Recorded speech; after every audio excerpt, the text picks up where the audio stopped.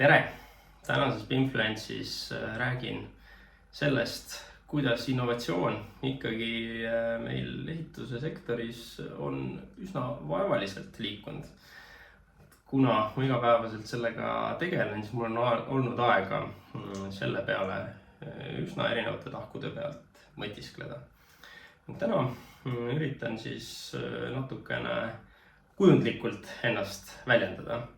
Meil on olemas mingisugused olemasolevad tööriistad, mida me oleme harjunud kasutama ehituses: haamer ja nael.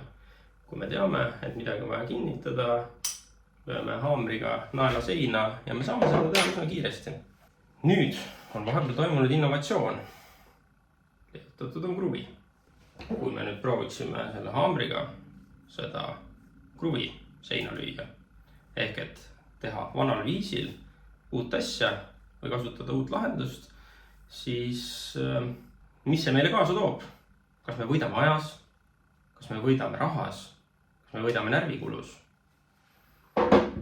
Nii, nüüd tegelikult ju teate, et on veel rohkem innovatsiooni vahepeal toimunud. Koos kruviga on tulnud ka akutrell.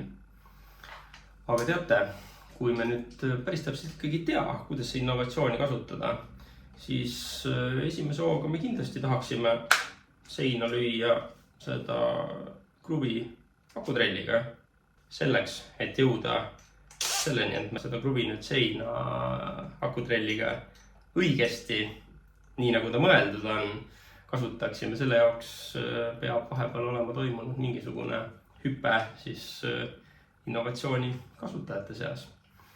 See võib tunduda ju väga banaalne näide, aga igapäevaselt BIM-mudelite ja ehituse digiteerimisega tegeledes paraku on meil seda olukorda, kus me proovime akutrelli akuga kruvi seina lüüa ja siis oleme pärastpoole veel pahased, et miks ei õnnestu, see on kallim, see võtab rohkem aega ja tegelikult see ei olegi mõistlik, loomulikult ei olegi.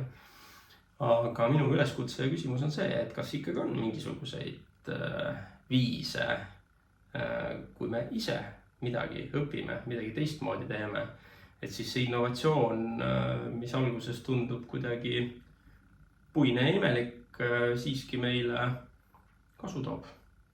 On see kasu siis rahaline kasumiaruandel või on inimesed rahul rohkem oma tööga või et meil lihtsalt on mingisuguse hetkel mingeid asju lihtsam teha. Mõtleme selle peale. Tänan tähelepanu eest.